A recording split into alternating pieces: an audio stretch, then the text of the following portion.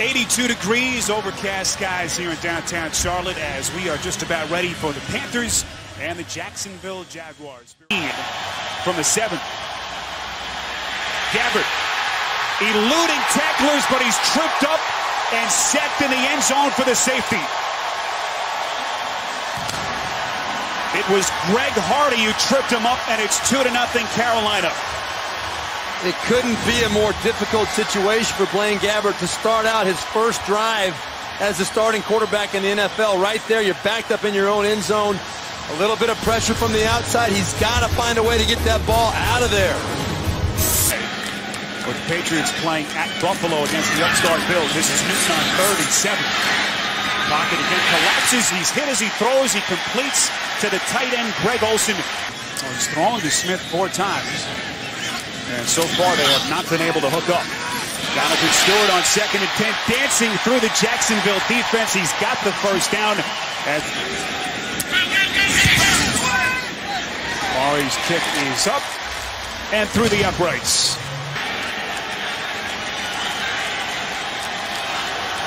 Second and 10. Here's Gabbert from the shotgun. Jones drew the catch. Inside Panthers territory, a first down and much more. Finally brought down at the 32 after a pickup of 25 yards. I want you to watch something on this play. This play should have been hit for about a 5 or 6 yard gain. Watch the little shuffle step from Maurice Jones-Drew right there. Boom.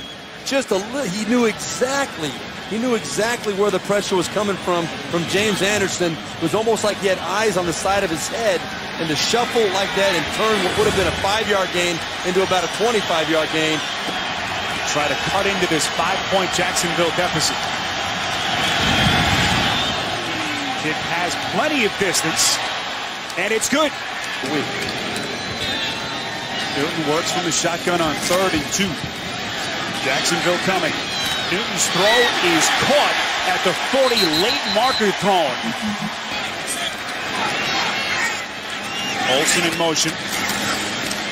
The give to Jonathan Stewart.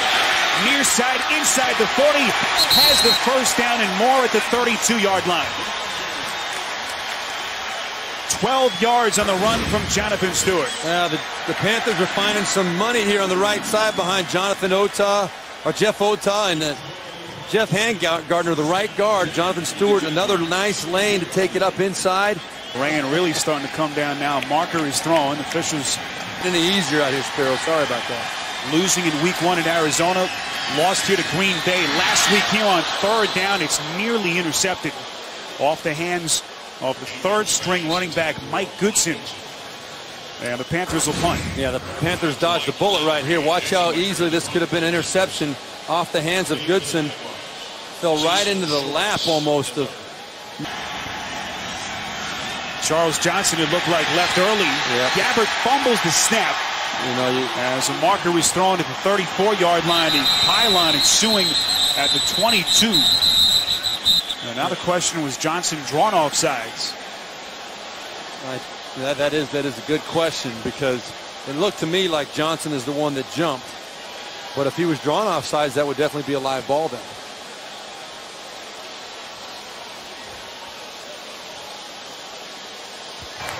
Offside defense.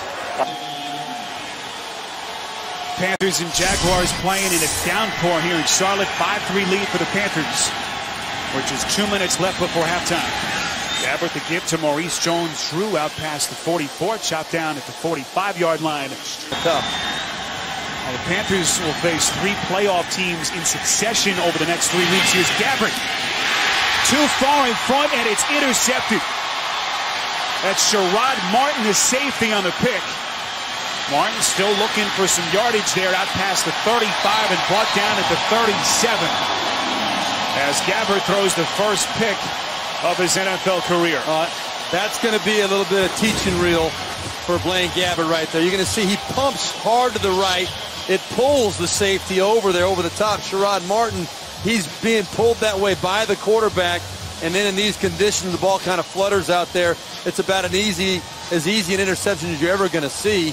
Sherrod Martin could have fair caught that thing, I think. And from the shotgun on 1st and 10. receivers covered. Had time. It's incomplete. Well, despite the rain, they're going to the air again. Short screen pass from Stewart. Brought down to the original line of scrimmage. Stewart says he's still up. No whistle. Inside Jaguars territory to the 20. Brought down inside the 10. No whistle was blown. Screen pass to the left side. He was drilled. Oh, my goodness. Flipped over the top. The question is, did any part of his body hit the ground?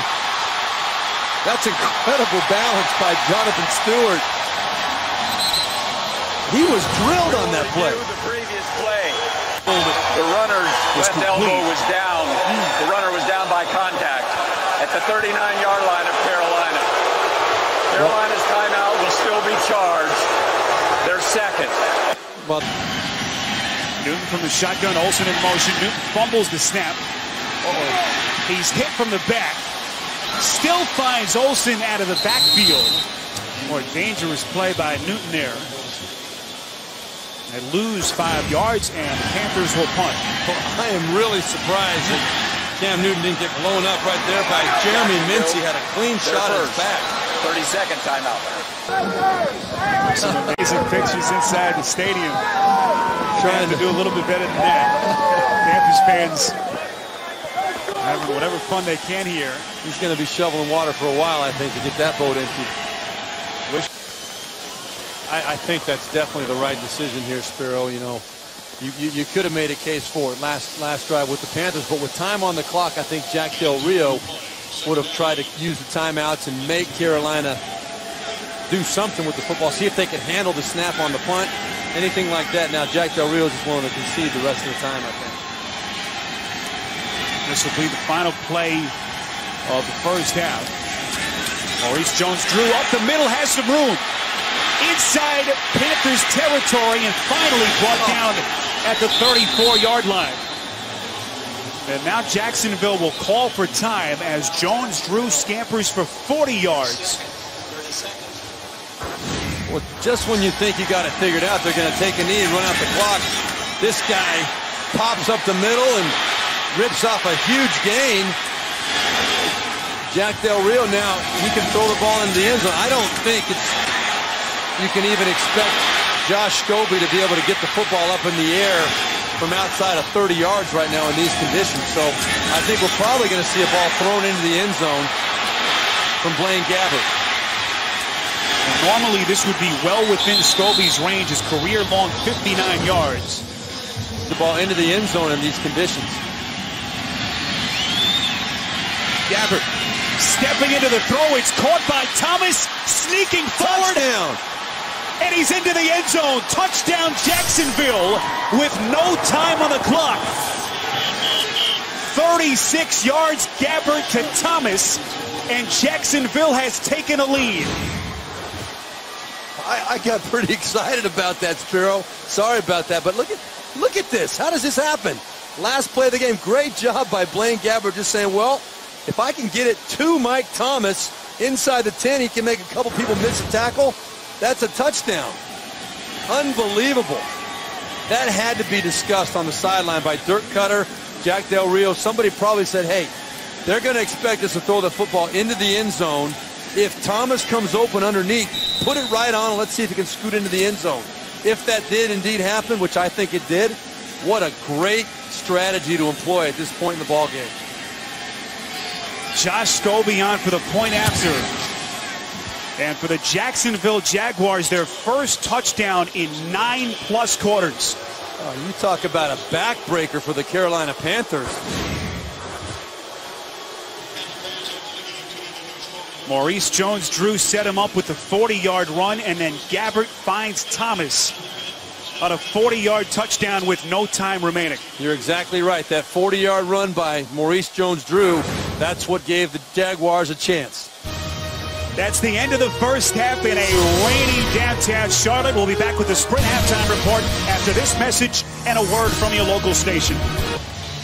Well, it's a mud bath here in downtown Charlotte where the Jacksonville Jaguars lead the Panthers at halftime by the score of 10-5. And we went down Gabbert 7 of 13 in the first half. And look at some of the areas of the field here. That is just beyond the end zone. in the near corner. And I'm not sure even the best drainage system that an NFL stadium could present would make any difference. The rain has been coming down in a torrential downpour here for about 60 minutes. It's amazing how much rain came down in a short period of time, but now we can at least see the field.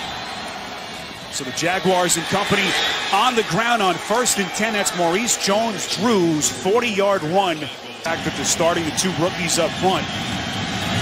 Some unproven aspects of this Panthers defense. They wrap up Kareem, surround them in the backfield for a loss of yardage. Field the punt here from Matt Turk. Turk drops it for a moment, and he's wrapped up and brought down at the 38-yard line. Boy, Jacksonville with poor special teams play last week at the Jets.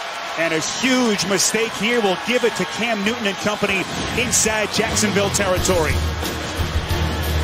Matt Turk, the 16th-year veteran, couldn't field a punt. Timeout. Hunter to hold. Murray's kick is good. And despite all that, they're up 2 points. Another box snap. Gabbert and company falling on it. This is 2nd and 11. Maurice Jones-Drew, big hole up the gut, still on his feet out past the 35 and brought down at the 40. As Maurice Jones-Drew picking up chunks of yardage, 21 more on the ground. Jaguars going the wrong direction now, 2nd and 16 from the 45. Gabbert right over the outstretched arms, finds Jones-Drew inside Panthers territory, right at the marker. A strong offensive line out there at this point. 15 yards, Gabbert missed the snap again. It's recovered by the Jaguars. But they'll lose yardage now to be 4th. And those guys are trying to keep each other's hands down. Jaguars do retain possession. This is 2nd and 10. Time finds the tight end Olsen for the first down at the 35-yard line. Newton from the shotgun on 1st and 10, fakes the draw to Williams. Caught. That's shocking inside Jacksonville territory. Conditions at Bank of America Stadium. 10-8 Jaguars as they take over from their own 20. Here is Maurice Jones-Drew. Fumbled it late. Recovers it at the 38-yard line. Holding. Number 75, offense. 10-yard penalty. Repeat first down. And with 6:44 left on the clock. Newton sucks in a pass rush by Stewart. Stewart inside Jaguars territory, a first down and a lot more. Down the 8. Newton hit as he throws, finds Smith for the second time today. Smith breaks a tackle. Another Panthers first down, and now Carolina, they need to get to the 14. Newton finds Olsen inside the 5, touchdown Panthers. And Carolina retakes the lead.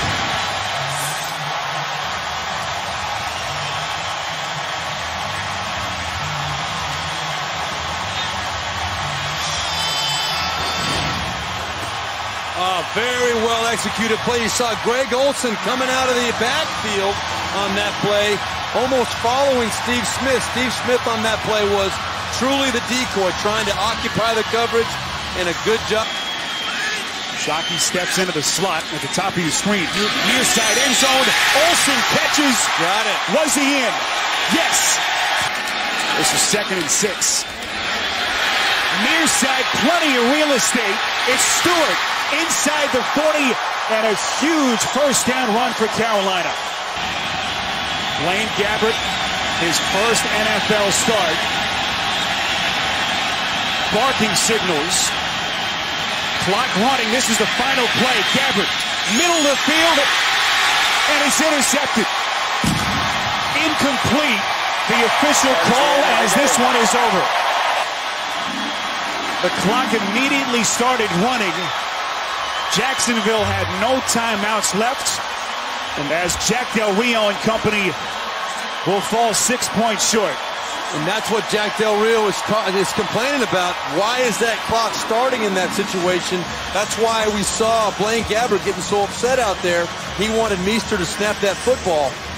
I think a lot of people, I think that Jack Del Rio and the Jaguars were expecting that clock to stop and not be running before the play was snapped. Meester had no idea that the clock was running. The Jacksonville center Well, you saw Gabbert trying to get his attention, couldn't, and by the time he did, there was just 5 seconds left.